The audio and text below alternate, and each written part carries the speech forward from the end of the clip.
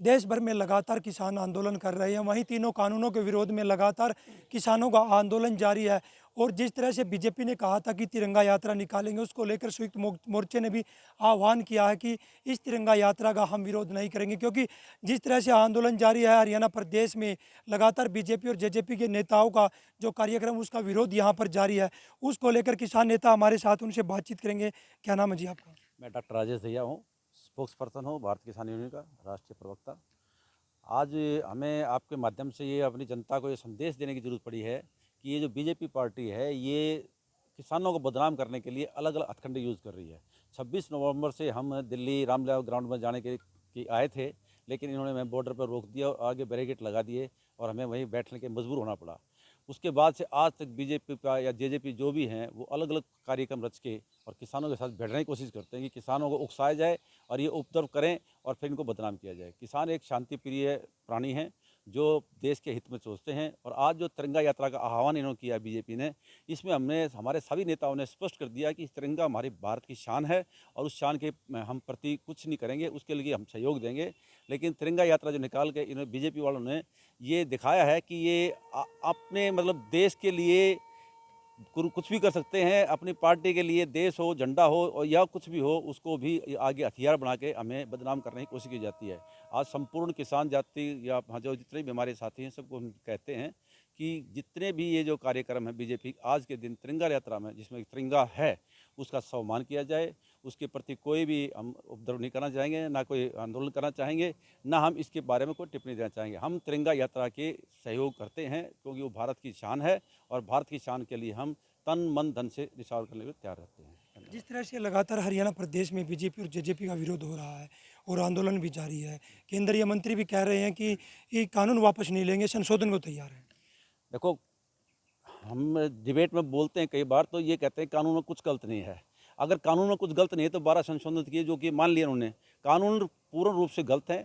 अगर कानून ये तीनों काले कानून लागू हो गए तो किसान जो है ये ज़मीन से भारत की धरती से ख़त्म हो जाएगा। वो बंधुआ मजदूर बन जाएगा और ये हम किसान कभी नहीं होने देंगे। जब तक ये तीले काले कानून वापस नहीं होते हैं हम अपना आंदोलन जारी रखेंगे। उसके लिए हमें चाहे 500 अभी शहीद हुए हैं, चाहे हमारे 5000 शहीद हो जाओ, चाहे 5 लाख शहीद हो जाओ, हम जब तक ये कानून वापस नहीं होंगे घर नहीं जाएंगे और ना चैन से बैठेंगे। हमारे साथ एक और किसान है। क्या नाम है जी आपका? मेरा नाम महेंद्र सिंह मोर, जिला अध्यक्ष सोनीपत। वो सब किस तरह देखते हो, लगातार किसानों जो है हरियाणा प्रदेश में बीजेपी और जेजेपी का विरोध हो रहा है और बीजेपी तिरंगा यात्रा निकाल रही है, उसमें राकेश टिकैत या संयुक्त मोर्चे ने आह्वान किया कि उसका विरोध हम नहीं करेंगे। ये बिल्कुल ठीक कहा है राकेश टिकैत जी ने और किसान संयुक्त मोर्चे ने कि हम राष्ट्रीय झंडे का अपमान नहीं करेंगे, हम सहयोग करेंगे।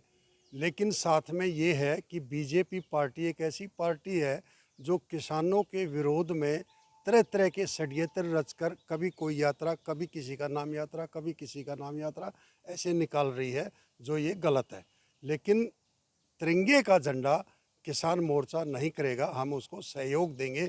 और ये इसने समझ जाना चाहिए कि किसान एकता बरकरार रहेगी है और आगे भी रहेगी, ये झुकेगी नहीं और इस सरकार के ये काले कानून बदलवा के रहेगी। जिस प्रकार राजस्थान का एक तीसरी क्लास का बच्चा, 8 साल का बच्चा यूट्यूब के ऊपर भाषण दे रहा है और आपके पत्रकार भाई उसका इंटरव्यू ले रहे हैं और ये पब्लिक उसको सुन रही है, उससे सचेत हो जाना चाहिए इस सरकार को कि एक 8 साल के बच्चे ने क्या काले कानून को किस तरह से समझाया है और इससे ज़्यादा हम कुछ नहीं कह सकते। जिस तरह से संसद कुछ 200 किसान प्रतिदिन यहाँ से कर रहे हैं, दिल्ली जा रहे हैं, उसको किस तरह देखते हो?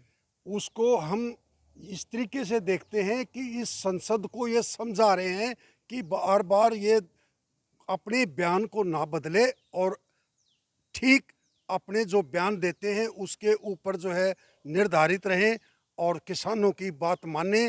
किसान उनको यही समझा रहे हैं उधर संसद चलाकर कि ये संसद गलत है और आप रास्ते पर आ जाओ, यही विचार उस संसद का स्थापना करने का है।